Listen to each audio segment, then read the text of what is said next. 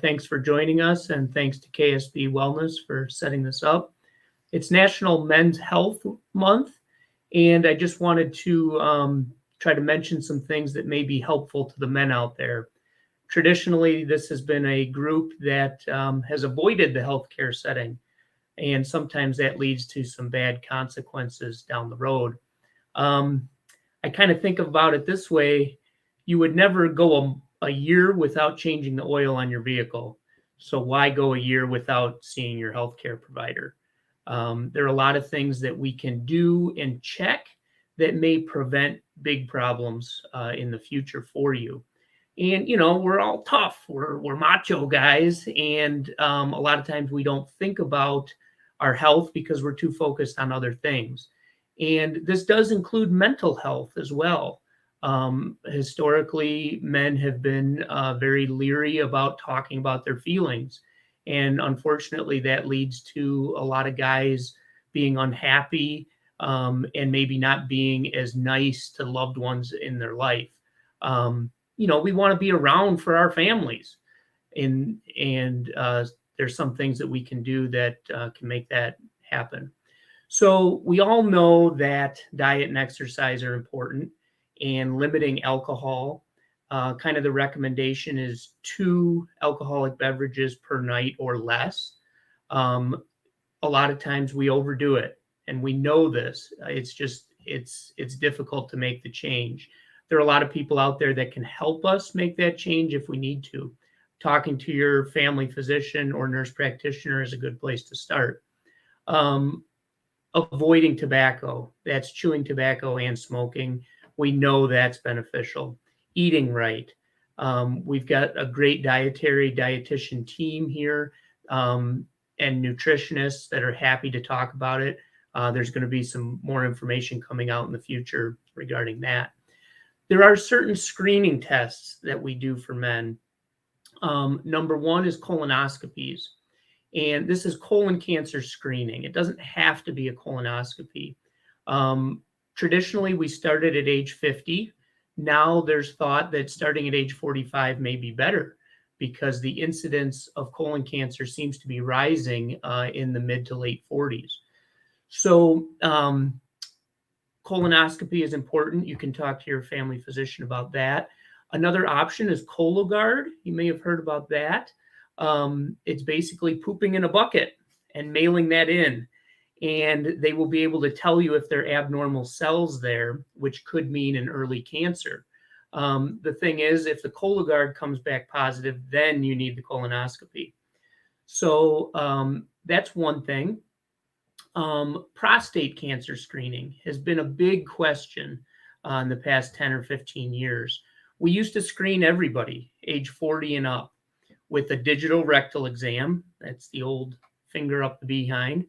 And the PSA blood test, that stands for prostate-specific antigen, which is a protein that would be released by the prostate.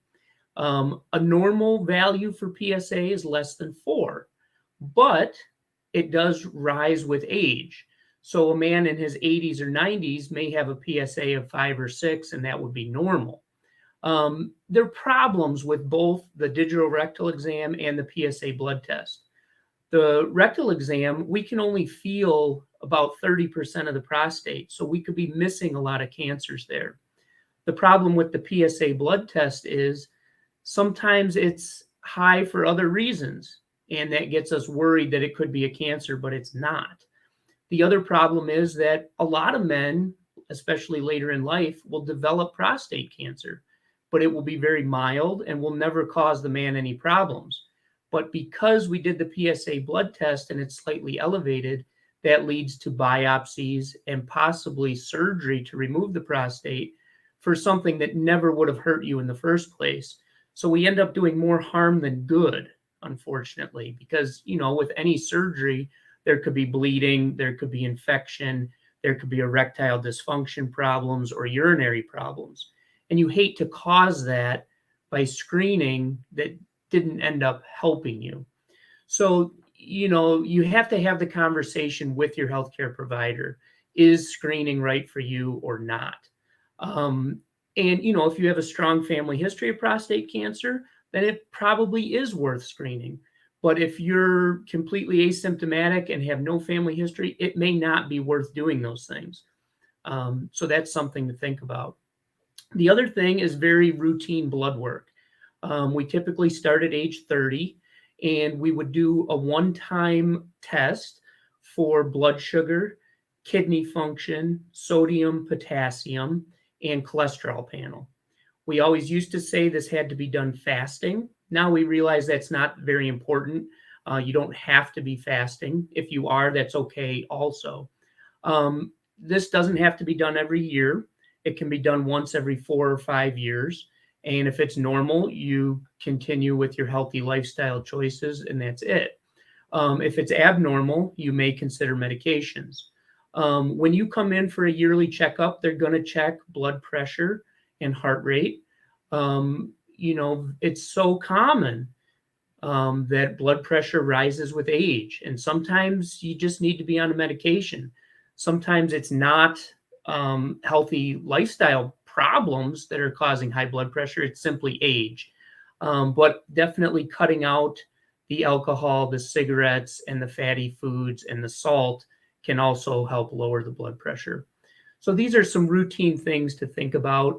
Um, I'd like to remove some of the stigma. It's not a sign of weakness to go to your doctor. It's kind of a smart thing to do, and may prevent a lot of heartache for you and your family down the road. So keep working on your healthy lifestyle choices. There's no question that those are important for you. And feel free to reach out to me or any of the other KSB healthcare providers. Feel free to contact the KSB Wellness team if you have questions or you need to see a provider. You can also leave questions in the chat and we'll get back to you. So have a good day and try to stay healthy, guys. Thanks.